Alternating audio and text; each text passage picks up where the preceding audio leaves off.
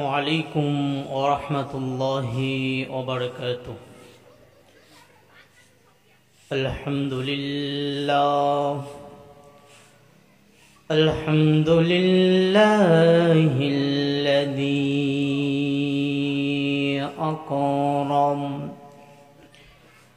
الذي علمه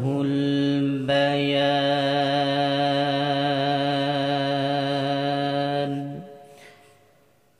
ونشهد أن لا إله إلا الله وحده لا شريك له وأشهد أن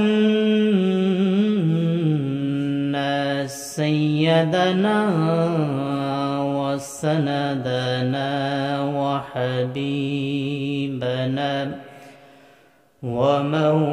ومولانا محمدا عبده ورسوله. وقال تعالى في كلامه الحميد সকলে আমার সাথে পাঠ করুন আউযু বিল্লাহি মিনাশ শাইতানির রাজীম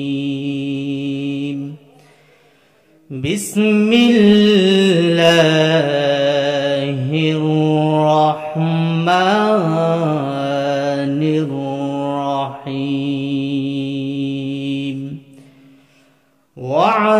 واعتصموا بحبل الله جميعا ولا تفرقوا إلى آخر الآية.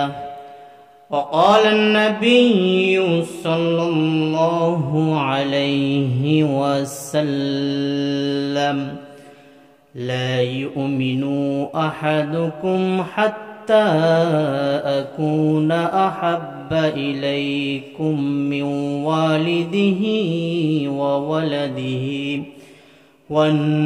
والناس أجمعين. وقال تعالى مخبرا وآمرا إن الله وملائكته يصلون على النبي يا أيها الذين آمنوا صلوا عليه وسلموا تسليما. اللهم صل على مولانا محمد وعلى آل سيدنا مولانا محمد.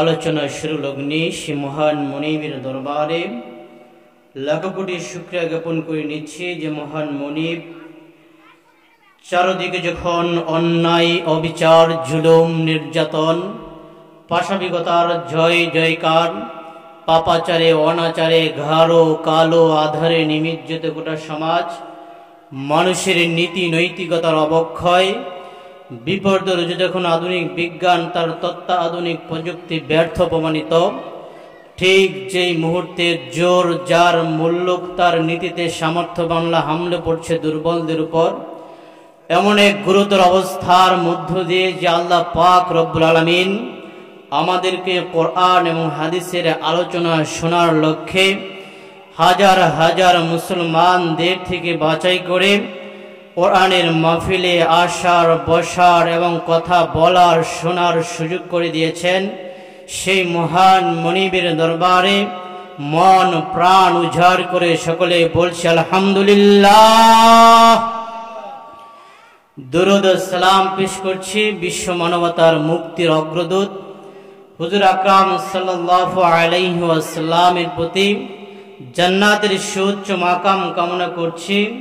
হযরত আদম আলাইহিস সালাম থেকে নিয়ে বদর, উহুদ, খন্দক সহ আজ পর্যন্ত যারা ঈমান নিয়ে ইন্তেকাল করেছেন, আল্লাহ তাআলা যেন সবাইকে জান্নাতের সর্বোচ্চ মাকাম দান করেন। সকলে বলছে আমিন। আমি কোরআনে পাক থেকে একটি আয়াতের অংশ বিশেষ পাঠ করেছি। বিশ্বনবীর লাখ কোটি হাদিস থেকে একখানা হাদিসের নববী পাঠ করেছি। আল্লাহ তাআলা তৌফিক দান করলে এই আয়াত এবং হাদিসের আলোকে কিছু কথা বলবো ইনশাআল্লাহ তাআলা। সম্মানিত উপস্থিতি, আজকে আমরা যেই পরিবেশে কোরআনের কথা শোনা এবং বলার জন্য সুযোগ পেয়েছি, এই সুযোগটি কিছুদিন পূর্বেও ছিল না।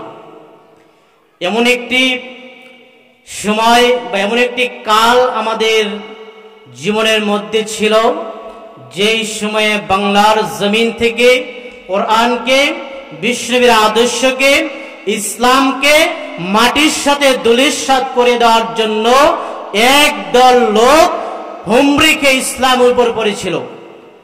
আল্লাহ পাক রব্বুল আলামিন এই জুলুম, সেই অত্যাচার, সেই নিপীড়ন, সেই যোগ থেকে আল্লাহ পাক আমাদেরকে মুক্ত করে একটি ভালো যুগে, ভালো সময়ে, যেই সময়ের মধ্যে মন খুলে প্রাণ ভরে কোরআনের কথা বলা যায় এমন একটা সুযোগ আল্লাহ পাক আমাদেরকে করে দিয়েছেন।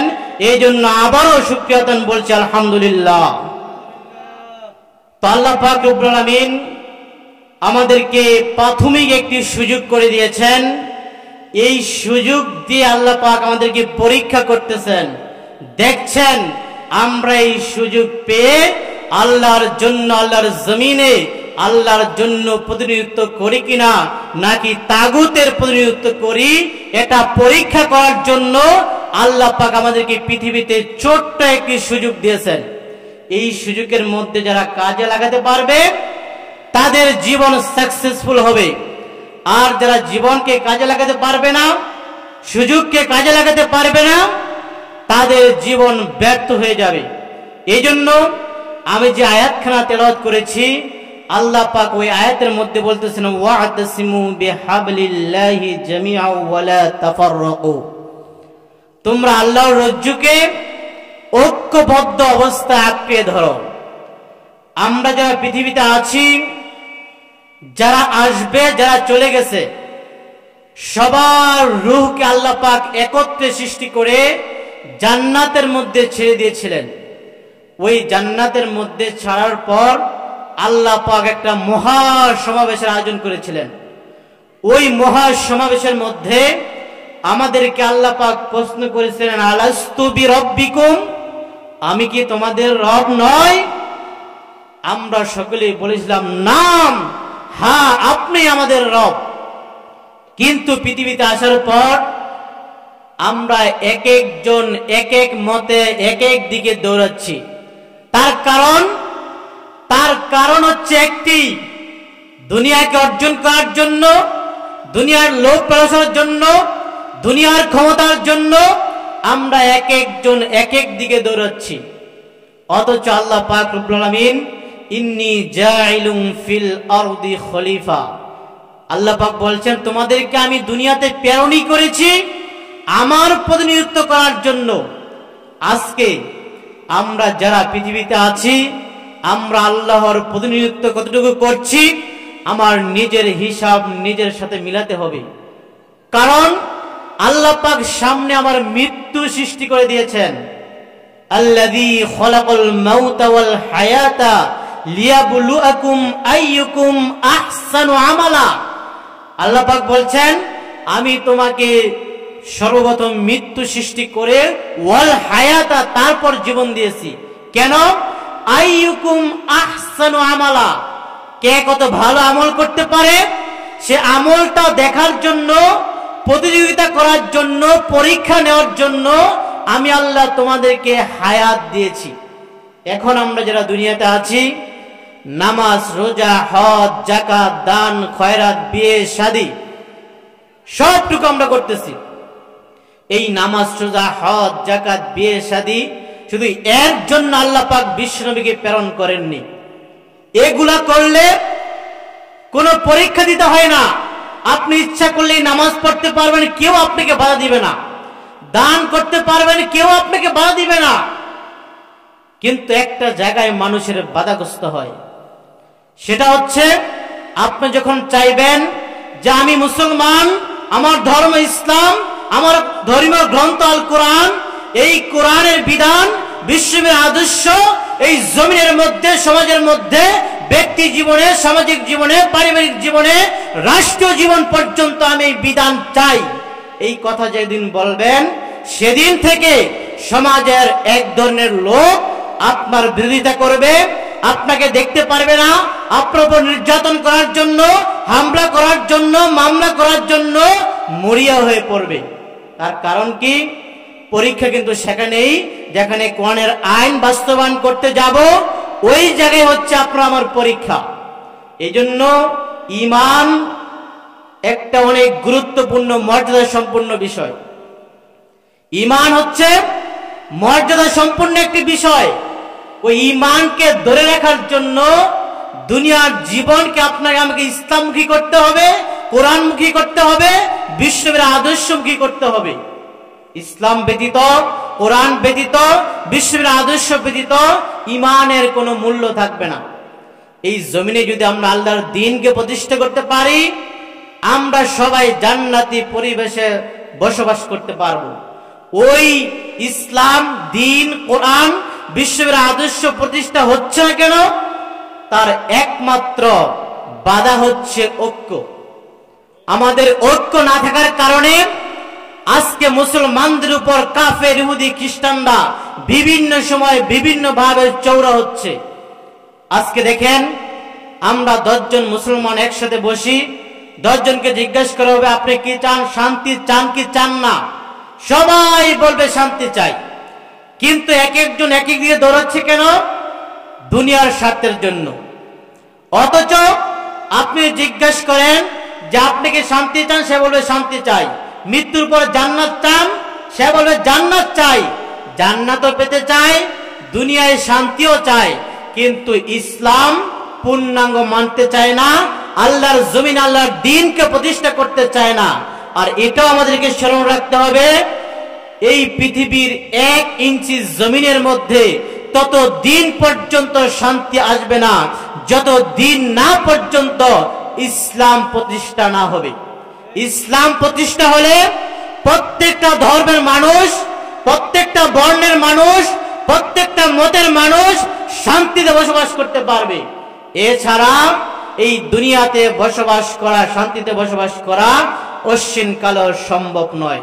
এই জন্য আমি বলবো, আমরা যারা শুনতেছি, যারা আসছি, যারা মিডিয়ার মাধ্যমে শুনবো, সকলকে আমি অনুরোধ করবো হাত জোর করে, আসুন, আল্লাহ পাক আমাদেরকে সুযোগ করে দিয়েছেন, আমাদের বিজয় অতি নিকটে, আমাদের বিজয় অতি নিকটে। যদি আমরা ঐক্যবদ্ধ অবস্থান নিয়ে আল্লাহর জমিন, আল্লাহর দ্বীনকে প্রতিষ্ঠা করার জন্য কাজ করি, আল্লাহ অবশ্যই আমাদের হাতে বিজয় তুলে দেবেন ইনশাআল্লাহ। এই জন্য বাংলাদেশের যারা ওলামায়ে কেরাম রয়েছেন, আমি আজকে এই কাপাসিয়ার জমিন থেকে উদাত্ত আহ্বান করব, যারা ওলামায়ে কেরাম রয়েছেন, আপনাদের পায়ে হাত রেখে আমি বলছি, আসুন আমরা ঐক্যবদ্ধ হয়ে যাই। ওলামায়ে কেরাম যদি ঐক্যবদ্ধ হয়ে যায়, যুব সমাজ যদি ঐক্যবদ্ধ হয়ে যায়, বাংলার জমিনে অচিরেই ইসলামের বিজয় আসবে ইনশাআল্লাহ। ঠিক কিনা?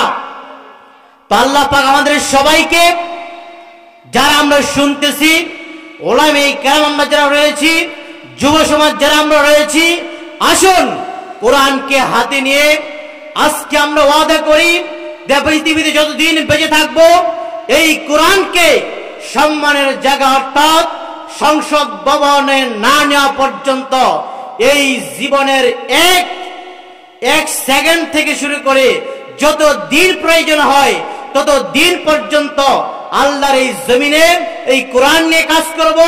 সমাজের মধ্যে, ব্যক্তি জীবনে, পারিবারিক জীবনে, রাষ্ট্র জীবন পর্যন্ত এই কোরআনের বিধান প্রতিষ্ঠা করার লক্ষ্য নিয়ে বাড়ি থেকে বের হব।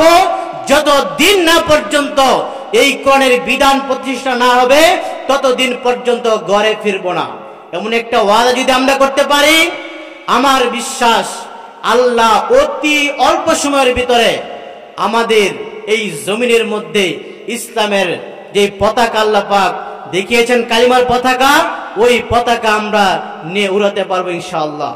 তো আমি যে আয়াতখানা তেলাওয়াত করেছি, আল্লাহ পাক এই আয়াতের গুরুত্ব সম্পর্কে বলেছেন। এই আয়াতের মধ্যে প্রাথমিক অবস্থায় বলেছেন আমাদেরকে ঐক্য হতে হবে। এখন আপনি মুসলমান দাবি করছেন, নামাজ পড়েন না। মুসলিম দাবি করছেন, রোজা পালন করেন না। মুসলিম দাবি করছেন, যাকাত প্রদান করেন না। মুসলিম দাবি করছেন, হজ পালন করেন না। অর্থাৎ আমি মুসলমান হয়েছি, কিন্তু আমার যে সমস্ত কার্যকলাপ করা প্রয়োজন ওই সমস্ত কার্য আমি করছি না। আমার এই মুসলমানিত্ব বেশি দিন টিকবে না।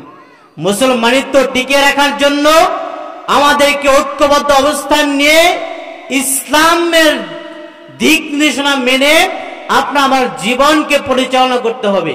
আজকে দেখা যায় আমি মুখে যা বলি কাজে তা পরিণত করি না। এটার নাম ইসলাম নয়, এটার নাম কালিমা নয়, এটার নাম মুসলিম নয়। ঈমান হচ্ছে যে কালিমাকে আমরা পড়ে ঈমান গ্রহণ করেছি, ওই কালিমার দাবি হচ্ছে অন্তরে বিশ্বাস স্থাপন করতে হবে, মুখে স্বীকৃতি দিতে হবে, কাজে পরিণত করতে হবে। তিনটা বিষয়ের সমন্বয়ের নাম হচ্ছে কালিমা, তিনটা বিষয়ের সমন্বয়ের নাম হচ্ছে ঈমান, তিনটা বিষয়ের সমন্বয়ের নাম হচ্ছে মুসলমান। এখন আমরা মুসলমান হয়েছি ঠিক, কিন্তু আমাদের এই কালিমার দাবিগুলো আমাদের জীবন দশার মধ্যে নেই। এই কালিমার দাবি যদি আমাদের জীবন দশার মধ্যে না থাকে, আমার এই সার্টিফিকেট, আমরা আইডি কার্ডের মুসলমান আর লেবাসদারি মুসলমানিত্ব দিয়ে মৃত্যুর পর জান্নাত পাওয়া যাবে না, যাবে না, যাবে না। এই জন্য ওই পথ থেকে আপনাকে আমাকে ফিরে আসতে হবে যে বিশ্বনবী যা রেখে গেলেন, আল্লাহ এই কোরআনের মধ্যে যে বিধিবিধান দিয়েছেন, বিশ্বনবীর আদর্শ মোতাবেক আমাদেরকে পালন করতে হবে। ওইটার নাম হচ্ছে মুসলমানিত্ব, ওইটার নাম হচ্ছে ঈমান, ওইটার নাম হচ্ছে মুসলিম। ওই মুসলমান যদি আমরা হতে পারি, মৃত্যু হবে সাথে সাথে আল্লাহ পাক আমাদের রূহকে জান্নাতমুখী করে দেবেন। তো আমরা যারা এখানে উপস্থিত হয়েছি, আমাদেরকে এই বিষয়টি স্মরণ রাখতে হবে যে আমরা পৃথিবীতে যতদিন বাঁচব ইসলামের জন্য ঐক্য হব, কোরআনের জন্য ঐক্য হব, বিশ্বনবীর আদর্শের জন্য ঐক্য হব। কিন্তু আজকে দেখা যায় আমরা অনেক আলেম ওলামা রয়েছি যারা গুজব ছড়িয়ে দেয় মাঝে মাঝে। একটি বিষয় সংগঠিত হয়েছে কি হয়ে নাই সেটা আমরা ভালো করে যাচাই বাছাই করি না। হঠাৎ করে একটা সংবাদ আমার কানে আসলো, সেটা কি বাস্তবে হয়েছে কিনা সেটা আমরা দেখি না। হঠাৎ করে আমার কাছে আসলো, আমি ও ফেসবুকে স্ট্যাটাস দিয়ে দিয়েছি, শেয়ার দিয়ে দিয়েছি, লাইক করে দিয়েছি, কিন্তু সেই বিষয়টি আসলে ঘটে নাই। পরবর্তীতে আবার সরি বলে। এই বিষয়গুলো আমরা যারা ওলামায়ে কেরাম মাঠে ময়দানে কথা বলছি, আমাদেরকে আরো সতর্ক হতে হবে। আমাদের মধ্য দিয়ে অনেক এমন সংবাদ ছড়াচ্ছে যেগুলো এই জমিনের মধ্যে সংগঠিত হয় না। এমন সংবাদ আমরা ছড়াচ্ছি, একজন আলেম আরেক আলেমের পিছনে লেগে আছি, সে কি ভুল পড়লো কিনা, ভুল বললো কিনা, সেটা আবার ধরে আবার মিডিয়ার সামনে আমি উপস্থাপন করছি। একজন মানুষ যখন আধা ঘন্টা, 1 ঘন্টা, 2 ঘন্টা, 3 ঘন্টা এই মিডিয়ার সামনে কথা বলে, 1-2টি কথা এদিক সেদিক হতে পারে। মানুষ বলতেই ভুল, মানুষ বলতেই ভুল, কিন্তু আমরা সেটা মানতে রাজি না। ভুল করেছে আপনি ধরিয়ে দিবেন, সংশোধন হবে। কিন্তু আপনি মিডিয়ার মধ্য দিয়ে তাকে নিচু বানানোর জন্য, তাকে অসম্মানিত করার জন্য আমরা আবার মিডিয়ার সামনে তো উপস্থাপন করছি। এটা আসলে মুসলমানের কাজ নয়, বিশেষ করে আলেম ওলামাদের কাজ এটা নয়। আপনি যদি সম্মানিত হতে চান, আল্লাহর নৈকট্য অর্জন করতে চান, বিশ্বনবীর প্রিয় উম্মত হতে চান, অবশ্যই আপনাকে অপরের দোষ চর্চা থেকে বিরত থাকতে হবে। সম্মানের মালিক হচ্ছে আল্লাহ, ইজ্জত দেওয়ার মালিক হচ্ছে আল্লাহ, অসম্মানিত করার মালিক হচ্ছে আল্লাহ। ওতু ইজ্জু মান তাশা ওতু জিল্লু মান তাশা বিয়াদিকাল খায়র। আল্লাহ পাক বলেন, আমি আল্লাহর হাতে রয়েছে তোমার সম্মান, তোমার ইজ্জত, তোমার অসম্মান। অতএব আমরা যদি সম্মানিত হতে চাই, কোরআনকে ভালোবাসতে হবে, কোরআনের কাছে আসতে হবে, সম্মান আল্লাহর পক্ষ থেকে আপনার আমার উপরে আসবে। কিন্তু আজকে আমি সম্মান পাওয়ার জন্য, আমি সম্মানিত হওয়ার জন্য এমন কিছু কাজ আমাদের দ্বারা সংগঠিত করছি যে কাজ আদৌ আলেম ওলামাদের দ্বারা করা ঠিক নয়, এমন কাজ আমরা করছি। তো আসুন, আমরা যারা এখানে উপস্থিত হয়েছি, যদি আমরা চাই যে এই বাংলার জমিনে শান্তিতে বসবাস করতে, টেকনাফ থেকে তেতুলিয়া, রূপসা থেকে পাথুরিয়া 1 ইঞ্চি জমিনও বাকি থাকবে না শান্তির জন্য। পুরা জমিনটাই শান্তিময় হয়ে যাবে যদি এই কোরআনকে আমরা ভালো করে আঁকড়ে ধরতে পারি। যতদিন না পর্যন্ত এই কোরআনকে আমরা আঁকড়ে না ধরবো, ততদিন পর্যন্ত এই বাংলার জমিন কেন, সারা বিশ্বের মানুষ যদি একত্রিত হয়ে মনে করে যে আমরা একটা মানব প্রচিত নিয়ম কারণ দিয়ে, মানব প্রচিত সংবিধান দিয়ে এই সমাজের মধ্যে শান্তি আনবো, এই দেশের মধ্যে শান্তি আনবো, এই পৃথিবীতে শান্তি আনবো, কোশ্চিন কালেও সম্ভব নয়। কারণ আমরা যখন এই মোবাইলটি মার্কেট থেকে ক্রয় করেছি, এই মোবাইলে একটি বক্স ছিল না, মোবাইলে একটা বক্স ছিল, এই বক্সের সাথে একটা চার্জার ছিল, ইয়ারফোন ছিল, আর একটা ছোট্ট একটা বই ছিল না। এই বইয়ের মধ্যে, বইটাকে কেউ বলে ক্যাটালগ, কেউ বলে গাইডলাইন, যে যেটাই বলুক না কেন, ওই গাইডলাইনটা কেন দিয়েছে কোম্পানি? এই মোবাইলে যখন সেটিং উলটপালট হয়ে যাবে, ওই ক্যাটালগটা দেখে আমাদেরকে বাটন চাপতে হবে, বাটন চাপলে এই মোবাইল সঠিক হয়ে যাবে। কিন্তু আল্লাহ পাক রব্বুল আলামিন মানব জাতিকে সৃষ্টি করেছেন, আল্লাহ সাথে সাথে একটা ক্যাটালগও দিয়ে দিয়েছেন। মানব জাতি সৃষ্টি করে দুনিয়াতে প্রেরণ করে বিশ্বনবীর মধ্য দিয়ে, নবুয়তের মধ্য দিয়ে এই ক্যাটালগ আমাদেরকে দিয়েছেন। আজকে আমরা সারা বিশ্বের মানুষ সবাই একত্রিত হয়ে বিভিন্ন সময় বিভিন্ন সংবিধান তৈরি করছি, আবার সংশোধন করছি, আবার ধারা বাড়াচ্ছি কমাচ্ছি শান্তির জন্য, কিন্তু শান্তি আজ পর্যন্ত আসেনি। তার কারণ মানব প্রচিত কোন সংবিধান দিয়ে এই মানব পরিচালিত হলে ওই সমাজে শান্তি হওয়ার কোনো সম্ভাবনা নেই। এই কোরআনকে দিয়ে আজকে যদি আমরা পরিচালিত হতাম, আমাদের সমাজ পরিচালিত হতো, আমাদের রাষ্ট্র পরিচালিত হতো, দেখতেন এই পৃথিবীর এই সমাজের মধ্যে, পৃথিবীর রাষ্ট্রগুলোর মধ্যে শান্তির কোনো অভাব পড়তো না। আজকে আমরা শান্তি চাই মানব রচিত মতবাদের পিছনে দৌড়ে। মানব রচিত মতবাদ দিয়ে শান্তি অতীতে আসে নাই, বর্তমানে নাই, ভবিষ্যতেও আসবে না। এই জন্য আমরা যারা মুসলমান, এই কোরআনকে যারা আমরা ভালোবাসি, আমাদেরকে একটা মজবুত ওয়াদা করতে হবে যে যতদিন আমরা পৃথিবীতে বাঁচবো এই কোরআনকে নিয়েই বাঁচবো, যতদিন বাঁচবো ইসলামকে নিয়েই বাঁচবো, যতদিন বাঁচবো বিশ্বনবীর আদর্শ নিয়েই চলবো। এমন একটা ওয়াদা যদি আমরা করতে পারি, আমার বিশ্বাস আল্লাহ পাক অচিরেই ইসলামের একটি বিপ্লব ঘটাচ্ছেন। আমরা পৃথিবীতে দেখছি, বিশেষ করে বাংলার জমিনে আমরা দেখতেছি, বিশেষ করে যুব সমাজ ইসলামের দিকে এমন ভাবে দৌড়ে আসছে যা কল্পনা করা যায়নি। বাংলার জমিনে একজন আল্লামা ছিল, দেলোয়ার হোসেন সাইদি, আপনার নাম শুনেছেন? এমন কোন মানুষ মনে হয় বাংলার জমিনে নেই যারা নাম শুনেনি। ওই আল্লামাকে ওষুধ প্রয়োগ করে দুনিয়া থেকে বিদায় করা হয়েছে। তারা মনে করেছিল যে আল্লামা শেষ হয়ে গেছে, এই বাংলার জমিনে মনে হয় আর কোরআনের কথা হবে না। তারা চেয়েছিল এই বাংলার মাহফিলগুলো বন্ধ করে, ওয়াজগুলো বন্ধ করে তারা বাংলার জমিন থেকে কোরআনকে শেষ করে দেওয়ার জন্য। কিন্তু শেষ হয়েছে, বাংলার জমিনে এক আল্লামা বিদায় হয়েছে, লক্ষ লক্ষ আল্লামা তৈরি হয়ে গেছে। গত 27 তারিখে আপনার পেকুয়া কক্সবাজার একটা মাহফিল দেখেছেন, মিজানুর রহমান আজহারি সাহেব সেখানে এসেছে। মানুষ জায়গা দেওয়ার মতো কোন মানুষ না, প্রায় 15 লক্ষ মানুষ সেখানে উপস্থিত হয়েছে। রাস্তাঘাট সব ব্লক হয়ে গেছে। এখন বর্তমানে গোয়েন্দা সংস্থা দেখেছে বাংলাদেশের মধ্যে আজহারির মাহফিল দেওয়ার মতো কোনো মাঠ খুঁজে পাচ্ছে না। এটা আমাদের জন্য সুসংবাদ। যুব সমাজ এমনি ভাবে ইসলামের দিকে, কোরআনের দিকে, বিশ্ববিদ্যালয়ের আদর্শের দিকে হুম রেখে আসতেছে। এর ভবিষ্যৎবাণী হচ্ছে বাংলার জমিনে অচিরেই ইসলামের বিজয় হবে, কোরআনের বিজয় হবে, বিশ্ববিদ্যালয়ের আদর্শের বিজয় হবে। ওই সমাজের মানুষ জান্নাতে পরিবেশ নিয়ে বসবাস করতে পারবে ইনশাআল্লাহ তাআলা। তো আসুন, আমরাও আর বসে থেকে লাভ নেই। যারা কোরআনের কথা বলে, কোরআনের দাওয়াত দেয়, কোরআন দিকে আহ্বান করে, তাদের সাথে ঐক্যমত হয়ে কোরআনকে সামনে রেখে, বিশ্ববিদ্যালয়ের আদর্শকে সামনে রেখে, কালিমাকে সামনে রেখে আমাদের জীবনকে ইসলামমুখী করি, কোরআনমুখী করি, বিশ্ববিদ্যালয়ের আদর্শমুখী করি। এমন একটা জীবন যদি আমাদের গঠন হয়ে যায়, মৃত্যুর সময় আমার পাশে বসে কেবল তালকিন দেওয়া লাগবে না, বলুন লা ইলাহা ইল্লাল্লাহু মুহাম্মাদুর রাসূলুল্লাহ, এটা বলা লাগবে না, অটোমেটিক আমার জবান দিয়ে কালিমা অটোমেটিক এসে পড়বে।